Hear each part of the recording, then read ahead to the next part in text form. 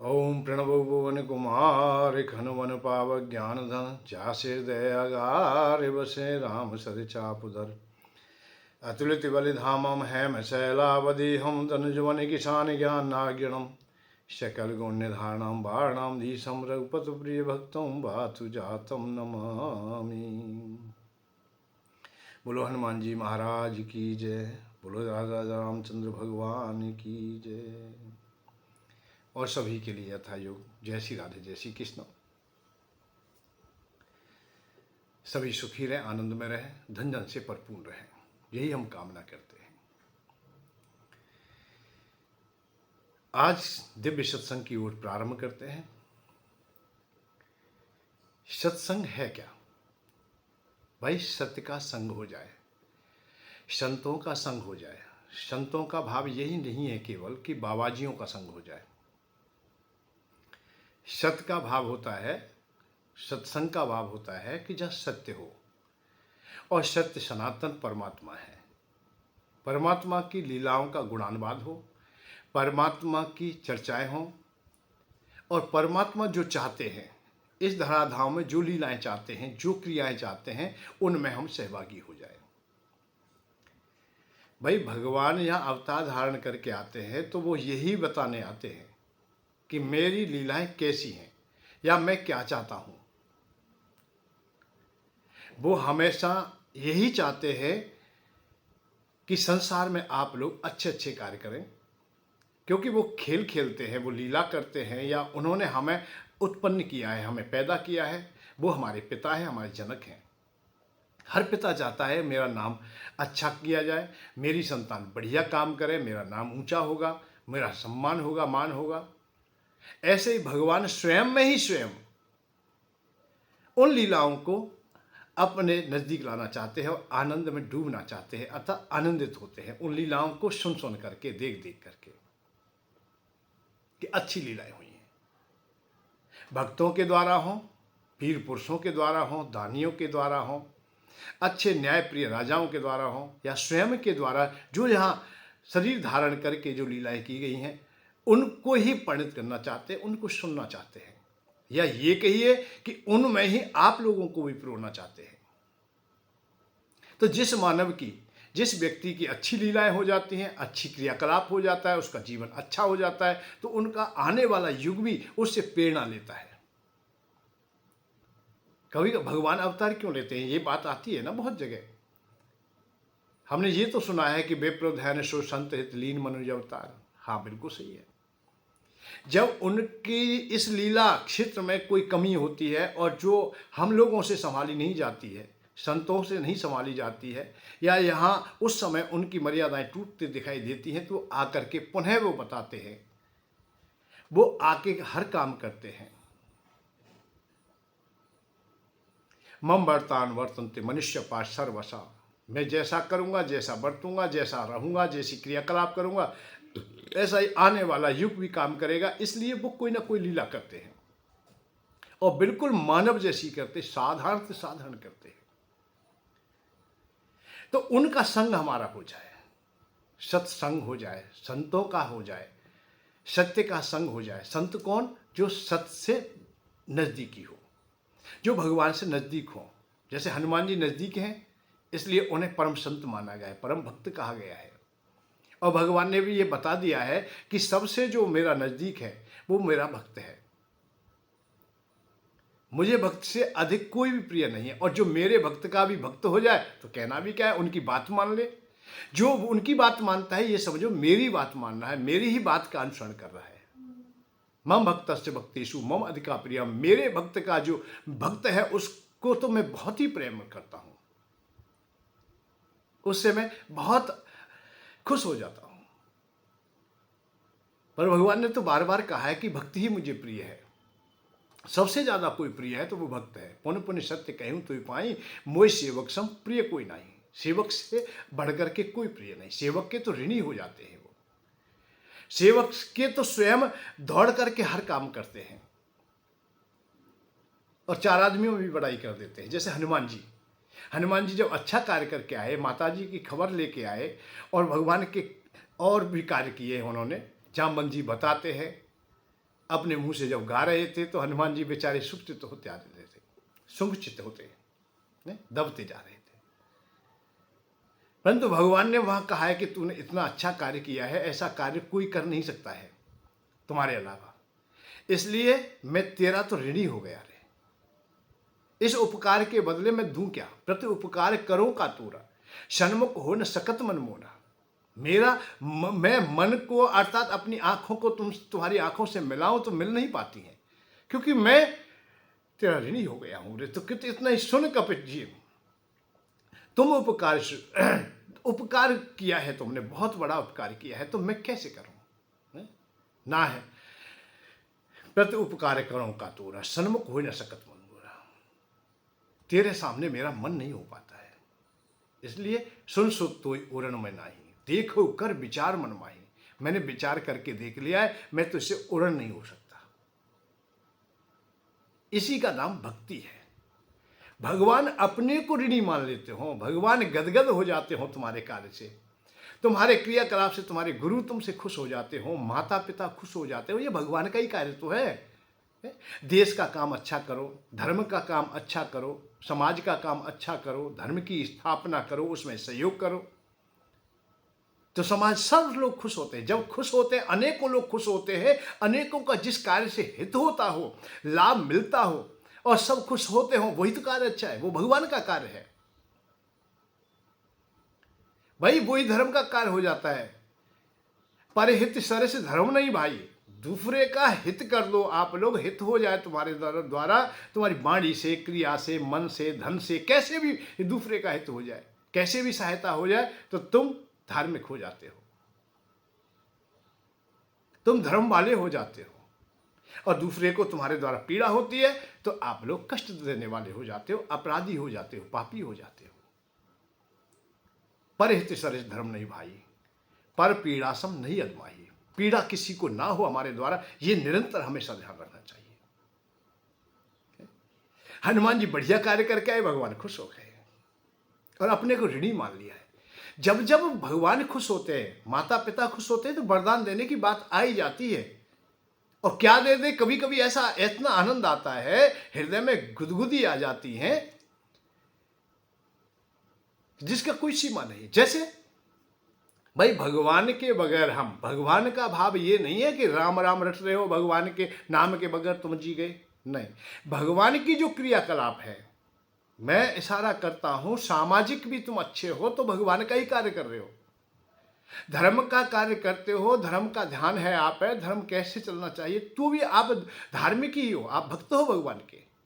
देश की भी रक्षा सुरक्षा करते हो, उसकी दृढ़ता तुम्हारे हृदय में है, उनके प्रति तुम्हारी श्रद्धा है, तो भी तुम भक्त हो। माता पिता का कहा मानते हो, उनके अनुसार चलते हो, गुरुजनों की आज्ञा मानते हो, तो भी आप लोग भक्ति ही हो। एक क्षण के लिए भी हम अराजकता में ना चले जाए, इस बात का ध्यान है। सत्य को पकड़े रखें, सत्य नाम की जो रस्सी है इसे पकड़े रखें, उस स्तंभ को छोड़े नहीं, नहीं तो निरंतर यह बाढ़ चल रही है। जैसे नदी में जल बह रहा है, ऐसे यह विषय बह रहे हैं और हर विषय तुमको बाहर ले जाना चाहता है। कभी काम का वेग है, वो अपनी ओर खींचता है, तुम्हें रास्ते से भी भटकाने का वो बहुत प्रयत्न करता है।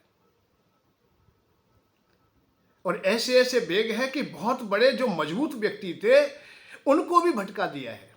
विश्वामित्र जैसे महामुनि को भटका दिया। काम का वेग, क्या कहना, जो प्रण भी कर ले, प्रण भी टूट जाए, ऐसा कर ले कि हम नहीं बदलेंगे, हम ब्रह्मचर्य का पालन सदैव करेंगे, हम विवाह नहीं करेंगे, ऐसे प्रण करने वालों को भी हमने टूटते हुए देखा। सौम्य ऋषि चाहते थे कि मैं विवाह ना करूं, ब्रह्मचर्य का पालन करूं, परंतु उन्होंने काम के वेग को जब नजदीक से परखाया, देखा है, तो उनसे पराजित हो गए और 50 विवाह कर लिए मानदाता की कन्याओं से। देवर्षि नारद काम विजयी हैं, पर विश्व मोहिनी को देखा तो काम की जो बाढ़ है उसने अपनी ओर खींच लिया है, वेग नहीं रोक पाए। तो हर विषय इतनी प्रबलता से तुम्हारे नजदीक आ रहा है कि तुम्हें बाहर ले जाता है, परंतु सत्य को तुम पकड़े रखोगे, सत्य का संग करोगे, तो आप हो सकता है बच सकते हैं। इसलिए कहा गया है कि यहाँ बाढ़ तो निरंतर चल रही है तुम, परंतु भगवान रूपी, सत्य रूपी, दृढ़ता रूपी, विश्वास रूपी जो रस्सी है उसे पकड़े रखिए, उससे अलग ना चला जाए। और जब चले जाते हैं तो वो क्षण होता है जो भगवान से अलग होने का होता है, कि अब भगवान तुम्हारे सानिध्य में नहीं है, आप लोग अब संसार में फंस चुके हो। क्योंकि हर मर्यादा टूटेगी। अब क्रोध भी तोड़ेगा, लोभ भी तोड़ेगा, मोह भी तोड़ेगा, हर विषय तोड़ेंगे, और एक एक विषय इतना भयानक है जिसकी कोई सीमा नहीं है। लोभ फांसी यदि गरना बंधावा, सो नर तुम समान रगराया। ये सुग्रीव ने कहा भगवान राम के सामने हाथ जोड़ करके कि प्रभु यदि लोभ की फांस मानव के और इस जीव के गले में ना फंसी हो तो वो तो तुम्हारे समान है। तुलसी बाबा कहते हैं मोह सकल व्याधिन कर मूला, सभी व्याधियों का मूल कारण बता दिया मोह को। कहीं काम क्रोध मद लोभ मोह नाथ न रखे पंथ। ये विषय हमें अपनी ओर खींच रहे, परंतु हम लोग एक हाथ से कैसे भी करके हम सत्य मार्ग को पकड़े रखें, भगवान के मार्ग को पकड़े रखें, फिर देखिए कैसा आनंद आता है। राम बिना क्षण मपी नेवो, राम बिना क्षणमपि नेवो जीवामि भूतले। राम के बगैर, सत्य के बगैर, धर्म के बगैर हम एक क्षण भी न जिए, ऐसा अपने में करे। इत्युक्त पुरुष वाक्यम शीतया रोमहर्षणा, अर्थात भगवान का नाम लेते में तुम्हारे हृदय में रोमहर्षण हो जाए, रोम रोम तुम्हारा प्रफुल्लित हो जाए, आनंद से भर जाए। ये भक्ति है, यहीं से भक्ति प्रारंभ हो जाती है। आप परम भक्त हो जाते हो जिस समय हृदय में तुम्हारे आनंद का वास होगा, वाणी में अवरुद्धता आ जाए, गदगद गिरा हो जाए, आंखों में आंसुओं की झड़ी लग जाए, नम हो जाए आंखें। हाँ, क्या करें, ये भगवान ने स्वयं कहा है, मम गुण गावत पुलक शरीरा। भगवान की लीलाओं का अनुसरण करें, हम द्रवित हो जाए, किसी भी जीव को देख के हो जाए, किसी प्राणी को देख के हो जाए, दया तुम्हारे हृदय में आ जाए, तो ये मत समझिए अलग है, ये भी भगवान का ही हिस्सा है, उन भक्ति का ही हिस्सा है। संत हृदय नवनीत समाना, संत का हृदय नवनीत समान कैसे माना गया? मक्खन के समान, कि किसी को द्रवित देखे, थोड़ा भी देखे, कष्ट में देखे, पीड़ा में देखे तो नम हो जाए। तो तुम्हारा हृदय जब नम हो गया है तो बड़ा आनंद आता है। मम गुण गावत पुलक शरीरा, गदगद गिरा नैन बह नीरा। आंखों से नीर बहता हो, बाड़ी गदगद हो जाती है और रोमांचक। तो ये भक्ति के लक्षण है। हनुमान जी की वही अवस्था है। तो उस समय उन्होंने कहा कि तू, मैं तो तेरा ऋणी हो गया, तेरे जैसे का ऋणी, कि उपकार मैं तेरा करूं क्या, तुझे दूं क्या, इसलिए मैं नहीं दे सकता तुझे, तू मेरा है बस। और जो अपना है उसे हम दे क्या दें? हम अपने शरीर को क्या वरदान दे देंगे? हम अपने को क्या दे देंगे? हम दूसरे को दे सकते हैं। तो भगवान ने कहा तू मेरा है रे, तू मेरा है। उन्हें सुत कहा है, सुर सुत तो उरण में नहीं। सुत कहा, सुत माने बेटा है, चलता फिरता चर्चा नहीं है। सुजन्नी धरधीर, हनुमान जी ने भी कह दिया तू मेरी माँ है, सीता जी को माँ कह दिया। और जो माँ है फिर तो माँ ही है, अधिकार अपना हो गया। फिर उसे उसका कर्ज, बेटे का कर्ज क्या है? पर हमें बड़ा हंसी आती है, कभी कभी बड़ी विचित्र स्थिति होती है कि आज के लोभी कामी मूर्ख व्यक्ति एक बही लेके बैठ जाते, हिसाब लेके बैठ जाते कि हिसाब तो बाप बेटा का भी है। ऐसी ऐसी मूर्ख मैं चर्चाएं प्रारंभ कर दी हम लोगों ने, लोभ के कारण, काम के कारण, विषयों के कारण, या दूसरों को ठगने के लिए। भैया मैं बाप पे नहीं छोड़ता, तुझे कैसे छोड़ दूंगा? अब भाई पे कैसे छोड़ दे, पड़ोसी पे कैसे छोड़ दे? जिनसे हित चाहता था उनके लिए अहितकारी हो जाता है, ऐसी परंपराओं के कारण। अरे पिता ही क्या है, जब बेटे बाप बेटे का जब हिसाब हो रहा है तो पिता पुत्र क्या हुए? क्या पिता की संपत्ति को लेता नहीं? क्या पिता का अंश नहीं है तू? क्या पिता का तू आने वाला युग नहीं है? पिता की संपत्ति को तू ले लेता है और हिसाब करता है पिता से। ऐसी परंपराओं की चर्चाएं कर देते हैं। तो हनुमान जी जब पुत्र मान लिए तो हिसाब किताब क्या? कि कितनी तूने टहल की है, कितनी मजदूरी की है। हाँ, काम को नौकर होते हैं हनुमान जी तो वही पैसे की बात आ जाती, तो कोई संपत्ति की बात, कोई चीज की बात हो जाती। हनुमान जी के हृदय में भी नहीं है कुछ भी कि मैं कुछ चाहूं। विभीषण के हृदय में है कुछ प्रतो वासना रही, पहले वासना थी तो उन्हें राज्य दे दिया। सुग्रीव कह रहा है कि मेरा राज्य छीन लिया है, मेरा अधिकार छीन लिया है, मेरी पत्नी छीन ली है। हनुमान जी ने किसी से कुछ कहा ही नहीं कि मेरा कुछ छीन लिया है किसी ने, मेरे पास तो है ही नहीं, और मेरा है तो ये संसार पूरा है, क्योंकि मैं पूरे संसार में आपको ही देखता हूं। मैं जहां देखता हूं वो सिया राम में जग जग जानी, ये सिया राम में है, ये परमात्मा में है दुनिया। ये हनुमान जी ने देख लिया, उन्हीं का कार्य कर रहा हूं। अपना कार्य है, उसकी तो कोई मजदूरी नहीं होती, कोई टेल, वो तो अपना ही है। तो जहां अपना है वहां अपनापन आ जाता है। उसी हनुमान जी के अंतिम समय तक ऋणी रहे और आज भी, और हनुमान जी भी भगवान राम के लिए आज भी समर्पित हैं। जहां राम कथा होती है वहां भगवान हनुमान जी आ जाते हैं। अब ये आप सोचते होंगे नहीं आएंगे, नहीं आएंगे, ये हमारा विश्वास है। आप भी अपने हृदय में विश्वास लाइए कि हनुमान जी आएंगे, पर कथा कहेंगे तब, कथा सुनेंगे तब। कथा सुनी नहीं तुमने, कथा कही नहीं, तो हनुमान जी नहीं आएंगे, दूर रह जाएंगे वो। भाई ऊपर ऊपर से तो आवाज की बात करते हो, तो आवाज तो टेप रिकॉर्ड भी सुना रहा है, आप ही आप बज रहा है, वो एक बार भर दिया है उसमें, रोज आरती गा रहा है, वो रोजाना कथा सुना रहा है। तो उसमें करना नहीं है, उसमें जो कुछ तुमने भर दिया है वो ही बोल रहा है, वो उसके पास हृदय नहीं है। जहां हृदय नहीं है, हृदय की भावना नहीं है, वहां अधूरापन है। तो वहां तो अधूरापन है, वहां नहीं कुछ भी आनंद आने वाला। इसलिए हमेशा हृदय से यदि कथा सुनाई जाए, हनुमान जी ने विभीषण जी को हृदय से कथा सुनाई। जब लंका में गए तो हृदय से बात हुई, और हृदय से ही चर्चाएं हुई हैं। सुग्रीव की भी चर्चा हृदय से है, उनकी भी चर्चा हृदय से। हृदय की बात हृदय तक पहुंच गई और एक दूसरे ने सुन लिया है उसे। उसका परिणाम होता है कि जब आपत्ति काल आता है विभीषण जी के पास में, तो हृदय की बात उन्हें याद आ गई, और उन्हीं बातों को याद करके भगवान राम के पास चले जाते हैं। तुमरो मंत्र विभीषण माना, लंकेश्वर भय सब जग जाना। तुमरे मंत्र, तुमने जो बातें की, तुमने जो कथा सुनाई, तुमने जो मंत्र बताया, तुमने युक्ति बताई, वो उनकी समझ में आ गई। जब चलते हैं तो ऊपर से समर्पण होते चलते हैं, नौछावर होते चलते हैं, अपने उड़ेलते हुए जाते हैं। जिन पायन के पाद के भरत रहे मन लाए, ते पद आज बिलो को इन्ने न अब जाए। आंखों से उन पदों को देखूंगा, उन चरणों को देखूंगा जिन्हें भरत हमेशा अपने हृदय में बसाए रहते हैं।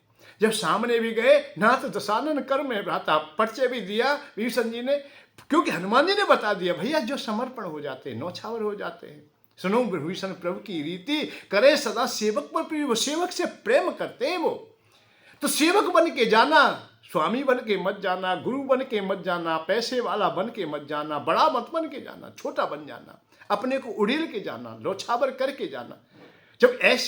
जब परंपराएं भगवान हनुमान जी ने बताई, ऐसी शिक्षा दी, ऐसी कथा सुनाई, तो उन्हीं को याद कर लिया। अपने को हनुमान जी जब परिचय देते हैं, बताते हैं, कथा सुनाते हैं, तो आंखों में आंसू आ जाते हैं। जो हम भगवान ने कहा है कि मेरा गुण गाते समय, मेरी याद करते समय तुम्हारे हृदय में मम गुण गावत पुलक शरीरा, गदगद गिरा नैन भय नीरा। ये जब बाहर आ जाए तो समझ लेना अब कथा प्रारंभ हो गई है।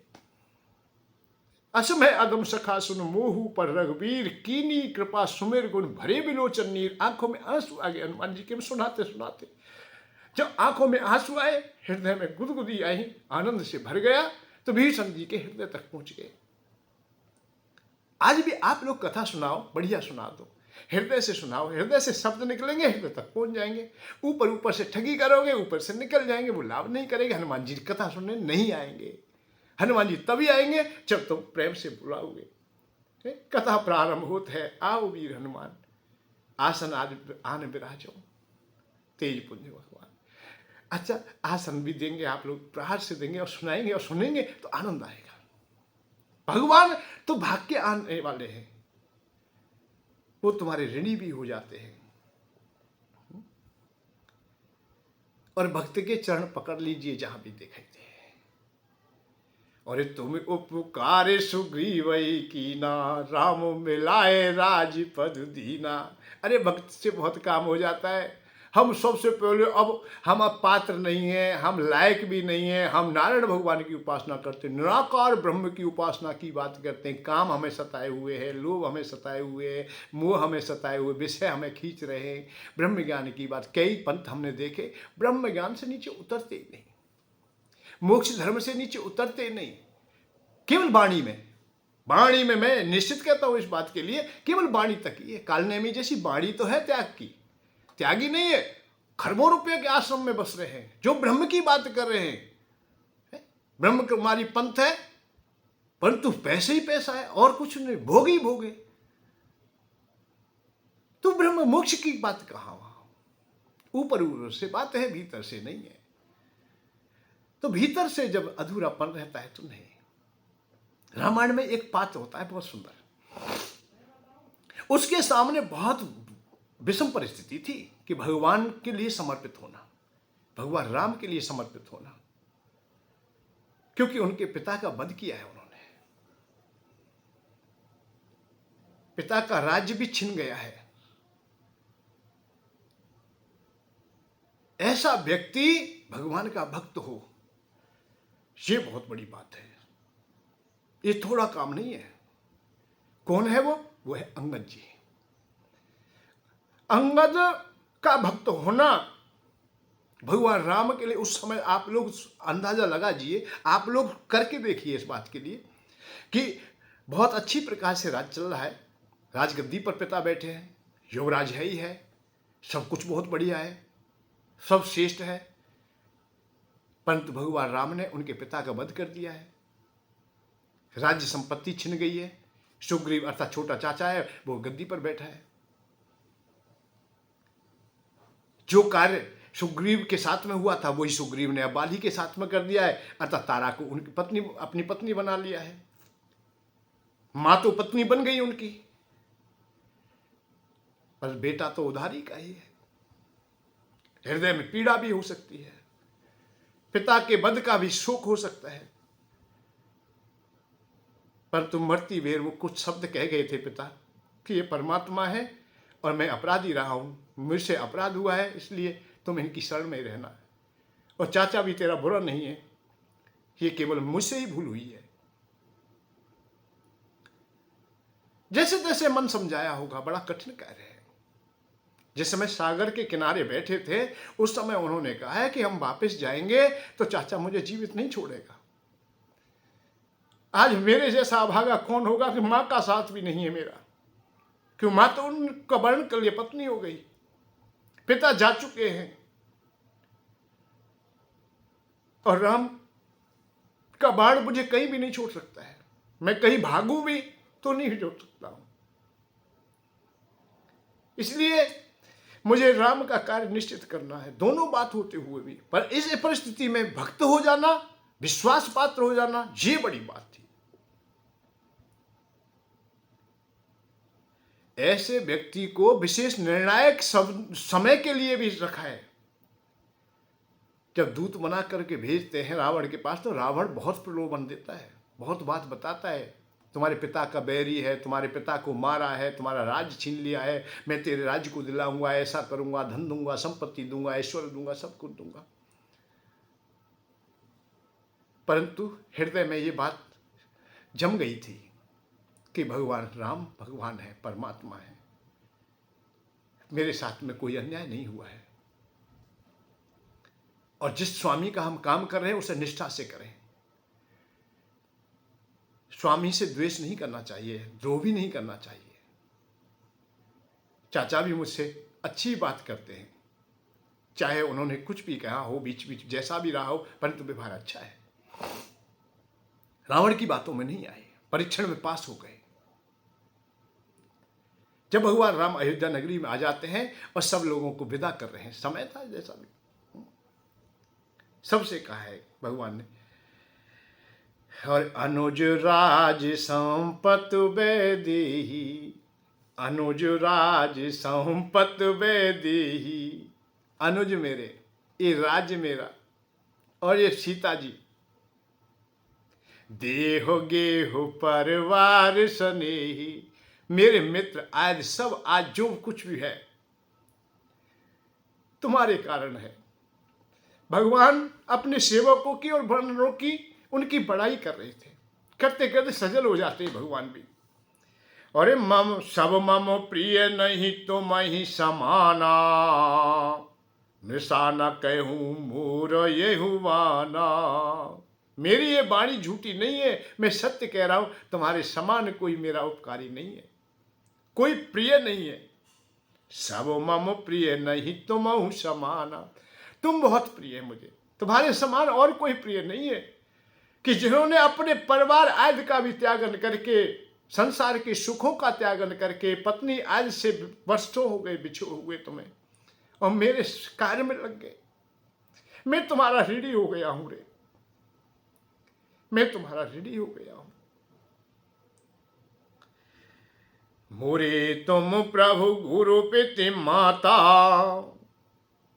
जब वहां चल रही थी चर्चा तो सबको विदाई का नंबर आ गया था धीमे धीमे, कि भीषण जी को वरदान दे दिया, जाओ तुम अटल राज्य करो, चिरंजीवी हो। सुग्रीव को भी भेज रहे हैं, चामन जी को भेज रहे हैं, सबको भेजा है अपने अपना, जैसा जैसा उनका था उन्हीं तरीका के उन्हें पुरस्कार भी दिए जा रहे हैं, वस्त्र भी दिए जा रहे हैं, किसी को आशीर्वाद दिया जा रहा है, वाणी से, मन से, क्रम से, जैसे जैसे भगवान, क्योंकि भाई अपने अपने घर चले जाओ सब, और अपने अपने घर समय। उसी समय अंतिम पड़ाव में हम देखते हैं कि दो व्यक्ति रह जाते हैं। हनुमान जी चरणों में बैठे हैं, अंगद जी थोड़ी दूरी पर बैठे हैं।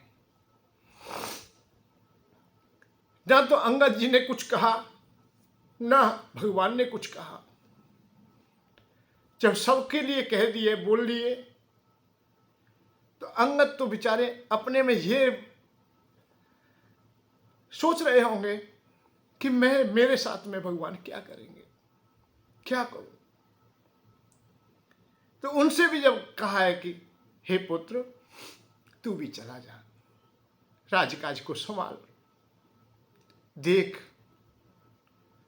मेरा कार्य बहुत अच्छा किया है तुमने, तुम्हारे लिए बार बार धन्यवाद है। हाथ जोड़ लिए, हे प्रभु मोरे हे तुम प्रभु गुरु पिते माता, जाऊं कहाँ तज फल जल जाता। मेरे लिए तुम, अच्छा मेरे माता पिता गुरु बंधु सब कुछ आप ही तो हो। यहां वही अवस्था है कि वहां मेरा मन कैसे लगेगा। मैं तो आपके चरणों में ही रहना चाहता हूं प्रभु, मुझे यहां से ना भेजिए। तुम ही विचार करहु नर नाहा, प्रभु तज भवन काज मम काहा। तुम्हारे चरणों को तज करके भवन में मेरा क्या काम है। मैं नहीं जाना चाहता प्रभु, मुझे अपने चरणों में रख लीजिए। वो व्यक्ति कह रहा है जिसके पिता का वध किया है, उसमें इतनी भक्ति आ जाए, ऐसा श्रद्धा आ जाए। वैसे लौकिक दृष्टि से बड़ा कठिन कार्य है ये,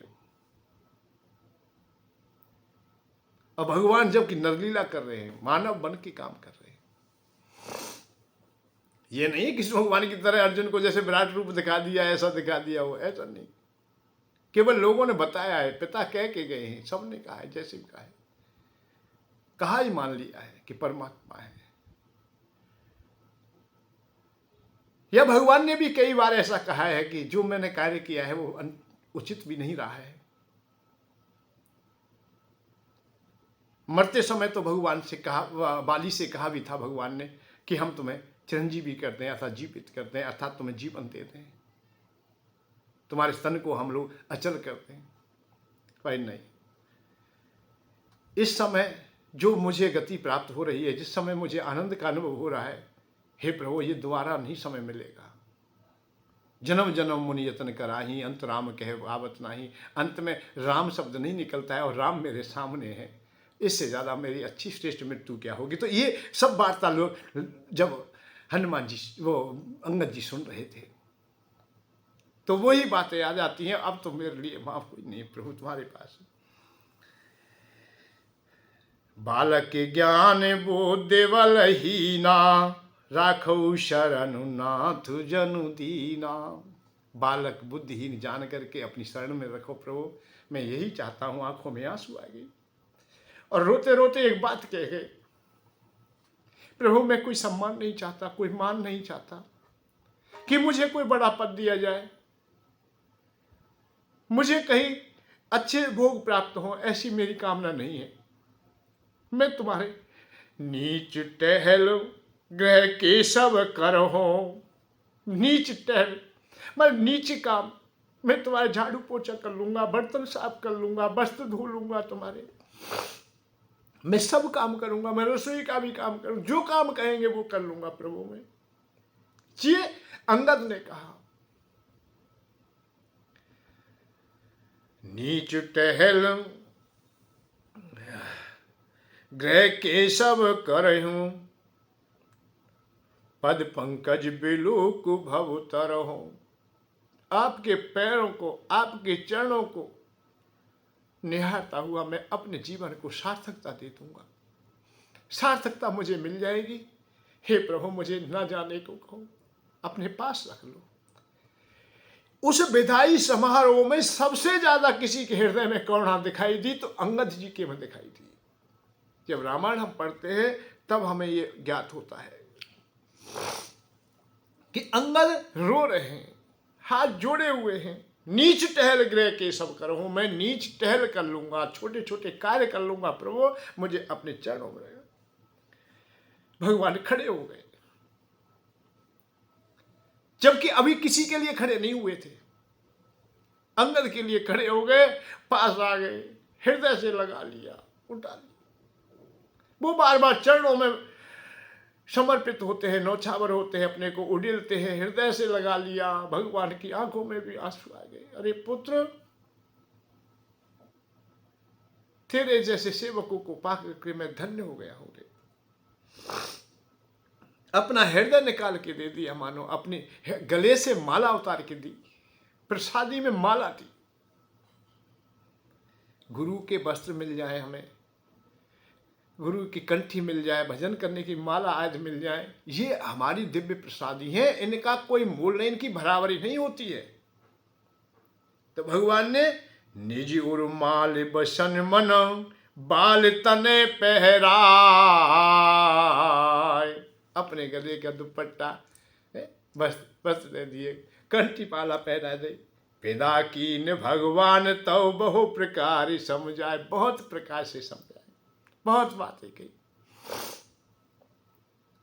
बड़ी कठिनाई से गए। जब जाए तो जाते जाते पीछे फिरते देखें, भगवान राम भी 4 कदम चले। ऐसा रामायण में आता है। फिर अंत में हनुमान जी से कहे, भैया मेरी याद दिला दे, जो बीच बीच मेरी चर्चा अवश्य करियो, मुझे भुलाना दे भगवान, मुझे भुलाना दे। ये है सत्य मार्ग, ये है भक्ति मार्ग। इसमें बड़ा आनंद आता है जब अपने को तुम उड़े लेंगे, अपने को तुम जानेंगे, अपने को संग करेंगे तो बड़ा आनंद आएगा। कथा कहो, कथा सुनो, पर दोनों सुने तो करुणा से सुने। करुणा के बगैर भगवान नहीं मिलेंगे, नहीं मिलेंगे, नहीं मिलेंगे। ज्ञान से परमात्मा तो खोजने पड़ेंगे, मिलेंगे नहीं, खोजने पड़ेंगे। भगवान मिलने नहीं आ रहे, भगवान के पास जाना पड़ेगा। आप जा पाओ या नहीं जा पाओ ये अलग विषय है, पर भक्ति एक ऐसा आनंद का विषय है कि जहां तुम बैठे हो, जहां हो, घर में हो, घर के कोने में हो, तीर्थ में हो, या जिस जगह पर भी हो, जहां अपने करुणा के द्वारा आपने उन्हें पुकारा, वही भगवान आ गए। भक्ति में और ज्ञानी में यही बात है, भक्त में और ज्ञान में यही भेद है कि ज्ञानी तो स्वयं परमात्मा को खोजता है, पर भक्त को भगवान खोजने नहीं पड़ते। हर अवस्था में भगवान होते हैं उसके लिए, हर रूप में होते हैं। और स्वयं भगवान चल के आ जाते हैं। केवल शर्त यही है कि अब एक और बात बताऊं कि ये संसार के विषय करुणा के आंसुओं में बह जाते हैं, ये टिक नहीं पाते। जिस समय तुम्हारे हृदय में आनंद हो, करुणा हो, उस समय आप लोग कामी नहीं हो सकते, किसी भी अवस्था में नहीं हो सकते। कितना भी जोर लगा लें, दुनिया भर की सब संसार की समस्त मूर्तियां तुम्हारे सामने खड़ी हो जाए किसी भी अवस्था में, तो भी तुम्हारे हृदय में काम नहीं आएगा। दुनिया की संपत्ति आ जाए, सभी सिद्धियां आ जाए, वो भी तुम्हें अपने ओर नहीं खींच सकती अथवा नहीं ठग सकती हैं। कितना भी कुछ भी क्यों ना हो, ये विषय उस समय तुम में प्रवेश नहीं कर सकते, स्पर्श नहीं कर सकते, जब तुम्हारे हृदय में करुणा होगी, भक्ति होगी, प्रेम होगा तुम्हारे पास। एक उदाहरण और है। तीसरा नेत्र जब खुलता है, तृतीय क्रिया आ जाती है। ये दोनों नेत्र हमारे हमेशा रजोगुण और तमोगुण को ही दर्शन करते हैं अर्थात उनको ही धारण करते हैं। रजोगुण क्या है कि हम कोई वस्तु प्राणी चाह रहे हैं, लोभ है हमें कुछ पाने का, यदि वो नहीं मिलता है तो तमोगुण हो जाता है। इन नेत्रों में दो ही विषय बसते हैं हमेशा। पर तब जब तीसरा नेत्र खुलता है, पर तीसरा नेत्र खुलेगा कब, ये एक अलग शर्त है। ये तब खुलता है जब ये दो नेत्र बंद हो जाते हैं, और ये दो नेत्र बंद होने के बाद में जब तीसरा नेत्र खुलता है तो आनंद से साक्षात्कार हो जाता है और विषय सब खत्म हो जाते हैं, विषय जल जाते हैं, नष्ट हो जाते हैं। ये शंकर भगवान जब कामदेव को नष्ट करते हैं तो तीसरे नेत्र से ही करते हैं। तीसरे नेत्र का भाव यही है कि तीसरा नेत्र खुल गया, और तीसरा नेत्र खुलेगा कब, जब दो नेत्र बंद हो जाएंगे। अर्जुन भी भगवान को दर्शन करना चाहते हैं, भगवान को देखना चाहते हैं, तो भगवान ने कहा है कि इन दो नेत्रों से नहीं देख सकते, इनको बंद कीजिए, तो यह मैं दिव्य चक्षु देता हूँ, तीसरे नेत्र को खोलिए, समर्पित होइए, नौछावर होइए, सर्वधर्मा परातेजम माम एकम शरणम प्रजा दिव्यम ददामि ते चक्षुम पश्चिम योगमेश्वरम।